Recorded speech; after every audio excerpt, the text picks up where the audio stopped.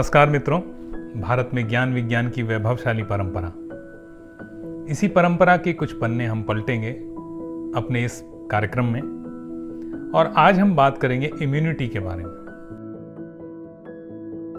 Immunity एक ऐसा शब्द है जिसका आजकल सर्वाधिक प्रयोग हो रहा है। बड़े से बड़े वैज्ञानिक, चिकित्सक, विद्वान या फिर अनपढ़ अबोध बालक इम्यूनिटी की चर्चा करते दिखाई देते हैं। इम्यूनिटी अर्थात प्रतिरोधक क्षमता हमारे शरीर का सुरक्षा कवच, या यूं कहें शरीर की आंतरिक शक्ति, जो लगातार शरीर की विकृतियों, रोगों इत्यादि से और बाहरी वायरसों से लड़ने का काम करती है और हमारे शरीर को स्वस्थ बनाए रखती है, या फिर स्वस्थ बनाए रखने के लिए लगातार प्रयास करती रहती है। और साधारण भाषा में समझें तो शारीरिक विसंगतियों, रोगों और वायरस के विरुद्ध लड़ने वाली यह हमारी वह सेना है जो किसी भी प्रकार के आंतरिक और बाह्य आक्रमण के प्रतिकार और उससे हमारी रक्षा के लिए सदैव तत्पर और संघर्षशील है।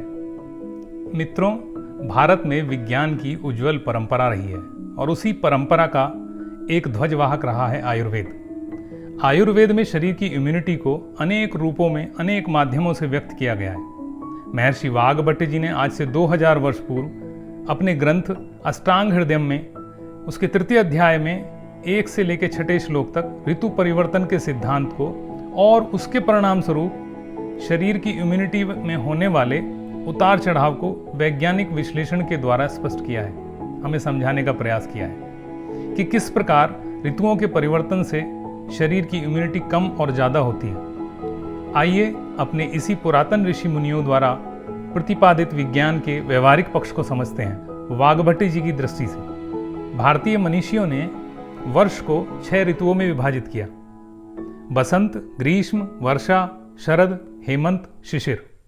इन ऋतुओं का प्रभाव पृथ्वी तथा उस पर रहने वाले सभी प्राणियों पर पड़ता है और उससे बल में वृद्धि, समता या क्षय होता है। इन्हीं ऋतुओं के आधार पर संपूर्ण वर्ष को 2 खंडों में विभाजित किया: उत्तरायण और दक्षिणायन। उत्तरायण सूर्य की एक दशा है। उत्तरायण का शाब्दिक अर्थ है उत्तर की दिशा में गमन, उत्तर की ओर जाना।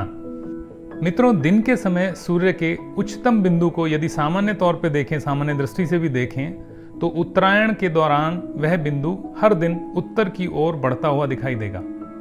इस कालखंड में पृथ्वी के उत्तरी गोलार्ध में दिन लंबे और बड़े होते हैं और रातें छोटी होती हैं। उत्तरायण का आरंभ मध्य जनवरी को होता है तथा यह दशा जून के अंत तक रहती है।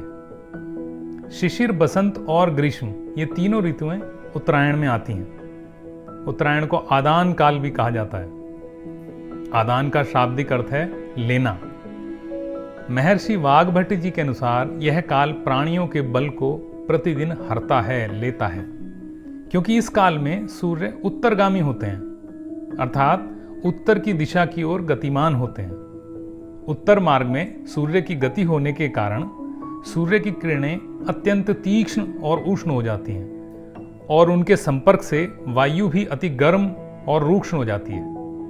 और इसी प्रकार सूर्य और वायु भूमि की सौम्यता को, उसकी आर्द्रता, शीतलता को क्षीण करते हैं। फलस्वरूप प्राणियों का शरीर एवं बल भी क्षीण होता जाता है, कम होता जाता है।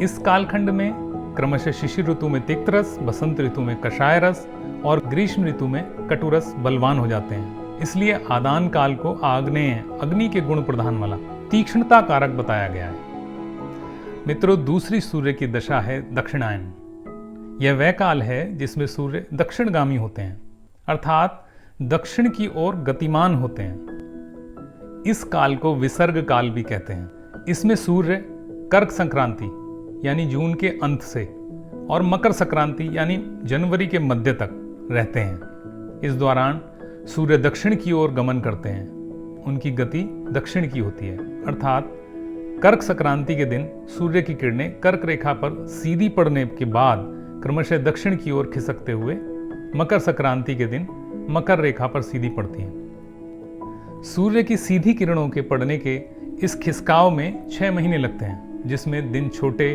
और रात लंबी हो जाती है। वर्षा, शरद और हेमंत, ये 3 ऋतुएं दक्षिणायन में आती हैं। इस काल में सूर्य का प्रभाव क्षीण रहता है और सोम यानी चंद्रमा बलवान रहता है। मेघ छाए रहने से वर्षा होने के कारण शीतल वायु बढ़ती है, पृथ्वी तल का संताप शांत हो जाता है और सौम्य होने से प्राणियों को बल मिलता है। इस कालखंड में क्रमशः वर्षा ऋतु में स्निग्ध गुणायुक्त अम्ल रस, शरद ऋतु में लवण रस तथा हेमंत ऋतु में मधुर रस बलवान होते हैं। इन सब कारणों से दक्षिणायन में प्राणियों के शरीर में बल बढ़ता है। मित्रों, अपने इसी विश्लेषण के आधार पर महर्षि वाग्भट जी ने बताया है कि हेमंत और शिशिर ऋतुओं में प्राणियों में उत्तम बल रहता है, शरद और बसंत ऋतु में मध्यम कोटि का बल रहता है और वर्षा और ग्रीष्म ऋतु में निम्न कोटि का बल रहता है। उक्त विश्लेषण के आधार पर हम देख सकते हैं कि वर्षा एवं ग्रीष्म ऋतु का कालखंड सबसे कम इम्यूनिटी वाला होता है। इस कालखंड के ठीक पहले या ठीक बाद वाली ऋतु बसंत और शरद अपेक्षाकृत मध्यम इम्यूनिटी की रहती हैं। सर्दियों में यानी हेमंत और शिशिर ऋतु में हमारे शरीर की इम्यूनिटी सबसे अधिक होती है। हमने यह स्वयं भी अनुभव किया है कि मार्च के महीने के बाद ही अनेक प्रकार के वायरल, बुखार, इन्फेक्शन, त्वचा के रोग, पेट संबंधी बीमारियां एकदम फैलने लगती हैं और अक्टूबर आते आते प्रायः समाप्त हो जाती हैं, क्योंकि आयुर्वेद के अनुसार इस कालखंड में हमारे शरीर की प्रतिरोधक क्षमता यानी इम्यूनिटी कम हो जाती है, जिसके परिणाम स्वरूप वातावरण में उपस्थित वायरस, फंगस और हानिकारक बैक्टीरिया हमें घेर लेते हैं और शरीर की लय को बिगाड़ देते हैं। मित्रों, ये वो कालखंड है जिसमें शरीर के रोगी होने का प्रतिशत सबसे अधिक होता है। अब कोरोना महामारी का ही उदाहरण लीजिए। कोरोना एक प्रकार का वायरस है जो हमारे इम्यून सिस्टम पर हमला करता है और आश्चर्यजनक है कि इसका ग्राफ भी आज से 2000 साल पहले हमारे ऋषियों मुनियों द्वारा बताए गए ग्राफ के अनुसार ही बढ़ता और घटता दिखाई देता है।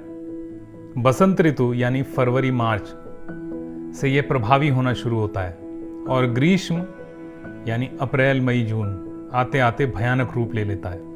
वर्षा ऋतु यानी जुलाई अगस्त सितंबर में यह पूर्ण प्रभावी रहते हुए शरद ऋतु अक्टूबर में कम प्रभावी होता है और हेमंत शिशिर ऋतु यानी नवंबर दिसंबर जनवरी में समाप्त प्राय रहता है। मित्रों, आयुर्वेद भारतीय जीवन शैली का आधार रहा है। हमारे ऋषियों ने इसका परंपरागत अध्ययन और शोध किए, जिसके परिणाम स्वरूप इतनी सटीक और प्रभावी जानकारियां जन जन को उपलब्ध कराईं और प्रकृति से सामंजस्य बिठाकर निरोग एवं दीर्घायु जीवन की अद्भुत कला सिखाई। ये बात बिल्कुल सत्य है कि विज्ञान नित्य नई खोज कर रहा है और मानव जीवन को आरामदायक एवं निरोगी बनाने के लिए भरसक प्रयास कर रहा है, परंतु प्राचीन भारतीय ग्रंथों का अध्ययन करें तो ऐसा जान पड़ता है कि यह प्रयास मृगमारीचिका से अधिक कुछ भी नहीं। अपने सटीक अध्ययन और विश्लेषण के आधार पर भारतीय पुरातन ज्ञान ने हमारे जीवन को सरल और सहज बनाने के अनेक सिद्धांत दिए हैं। मित्रों, आवश्यकता है हम अपने वैभवशाली ज्ञान विज्ञान का सम्मान करें और उस पर विश्वास करें, उसके अनुसार ही प्रकृति के नियमों को समझें, अपनी प्रकृति को जानें और उनको सही अर्थों में समझकर उसका पालन करें और एक आदर्श और सुखमय जीवन जिएं। सर्वे भवन्तु सुखिनः, सर्वे सन्तु निरामया, सर्वे भद्राणि पश्यन्तु, मां काश्चित् दुःखभाग् भवेत्। नमस्कार।